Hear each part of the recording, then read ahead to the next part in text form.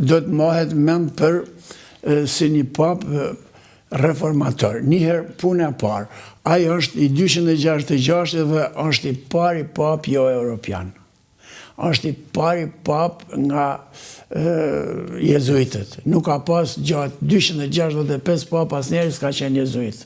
Kanë qenë sekteve tjera, domethënë të tjera urdhra. Ndërsa ky është dhe i pari jo europian, është nga Argentina. Dhe ky pap ka sill disa mini reforma që do mohet mend për një kohë të gjatë. Njëherë, ky ka treguar ka bën 60 vizita për 13 vjet, ka bën 60 vizita ose do të thonë ndryshe 5 vizita në vit jashtë Vatikanit, në shtete të ndryshme, e ka filluar me Shqipërinë. Dhe ka bën shumicën e këtyre vizitave në vendet e besimit jo të krishterë. Ka bën në vendet që janë me besimit musliman dhe të besimit budiste dhe besimet tjera asiatike. Dhe do të mohet me edhe për qëndrimin shumë parimor në raport me luftën izraelito-palestineze. Ai tha, kjo nuk është një luftë, po është një masakër. E ka thënë publikisht në televizor. Pra, doli hapur në mbrojtje dhe mbështetje të muslimanëve. Po, majti krahun. Dhe kjo është një mësim i mirë për gjithë katolikët në botë që majnë qëndrim fundamentaliste kundër besimtarëve të islamik, se nuk duhet mu manifestu kur urrejtje fetare, por urrejtje ushtrohet kundër fundamentalizmit, kundër çdo lloj fundamentalizmi fetar, politik, e çdo lloj fundamentalizmi tjetër, por jo kundër besimtarëve. Këta na ka dhënë këtë mësim gjithë njerëzve të këtij planeti. Ai mbajti qëndrime edhe ndaj qëndrimeve agresive të Europës kundër migrantëve. Po, mbajti qëndrim për gjithë varfrit, e për migrantët, për të pastërhet, për të smurët, për të varfrit. Pra, ai në Vatikan është selia 3 km2, është ai vendi që është sankcionuar me ligj në vitin 1929. Dhe nuk ka shumë ambiente. Dhe selia e papës është në Grota Ferrata, është një liçen atje ku ka qenë një vulkan, tani është një grup me ujë atje dhe është e populluar. Dhe në majtë asaj kodrës është selia ku rrinë papët. Zakonisht atje apartamenti papal. Po, apartament, shtëpia e papës. Dhe ajo atje shkohet edhe me makinë, shkohet edhe ata kanë shkuar me helikopter gjatë gjithë kohës. Papët shkojnë nga Vatikani, atje ka një baçë aty afër zyrës Vatikanit, zyrës papës, dhe hyp në helikopter dhe shkojnë te shtëpia atje.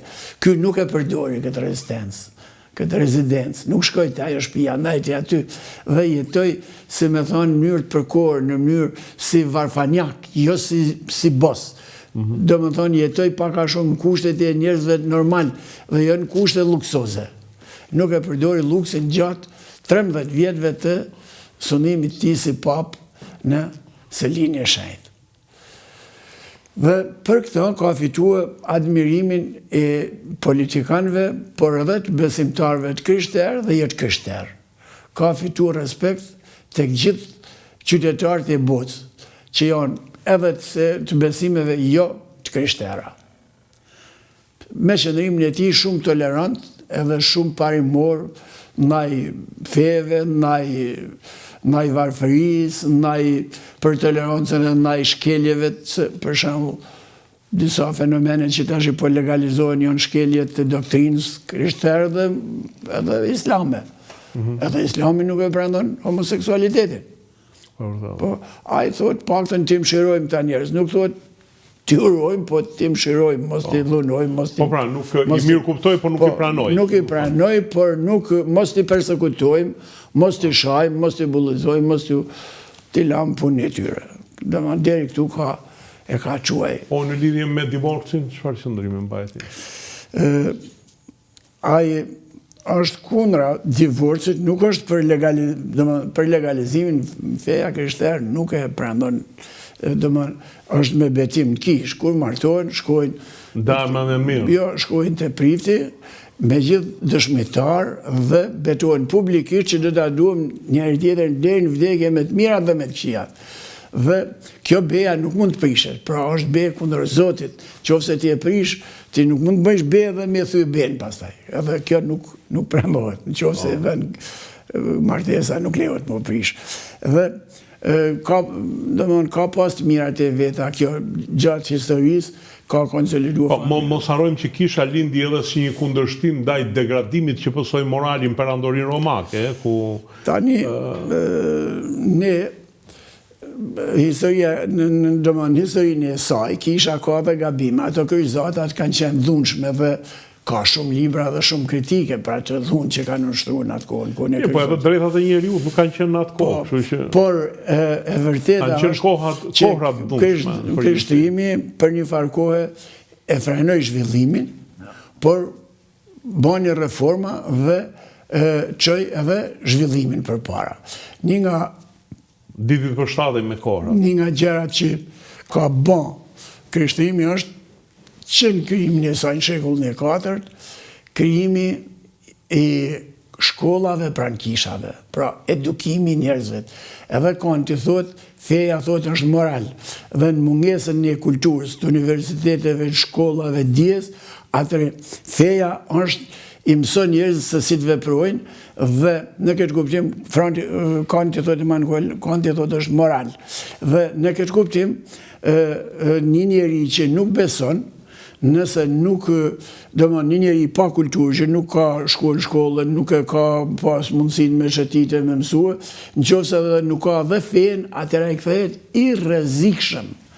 Nërsa feja i mëson ca rregulla morale që mos bëj gjërat këqija për të qenë i rrezikshëm për të tjerë. Ky ka qenë në thelb feja, thelbi i çdo feje, edhe katolikëve dhe feve të tjera.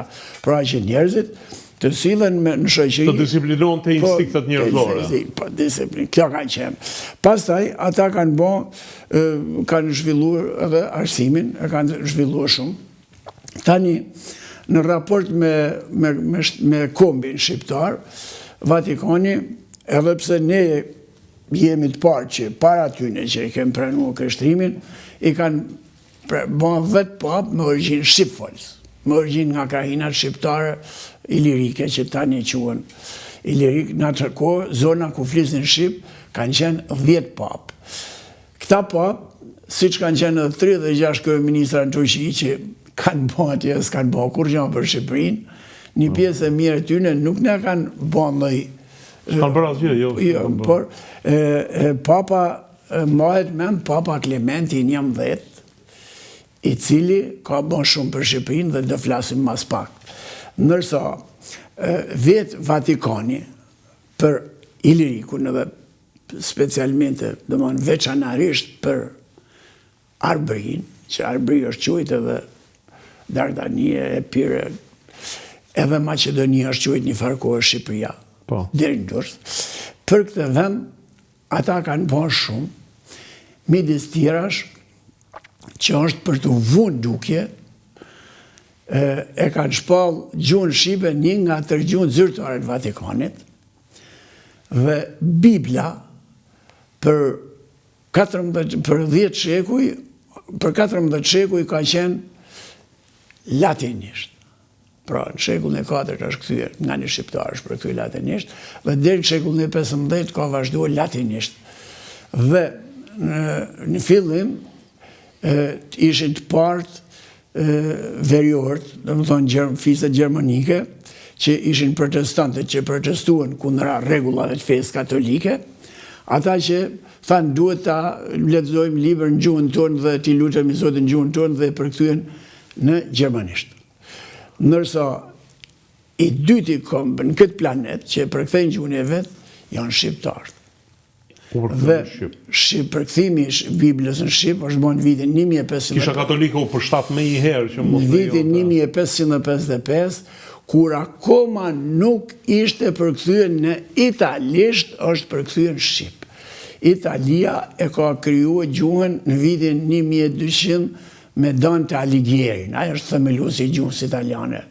dhe në vitin 1600 kishte të formësuar gjuhën siç e ka sot Italia, dhe ata kanë përkthyer në italisht Biblën mbrapa neve, më vonë se sa shqiptarët.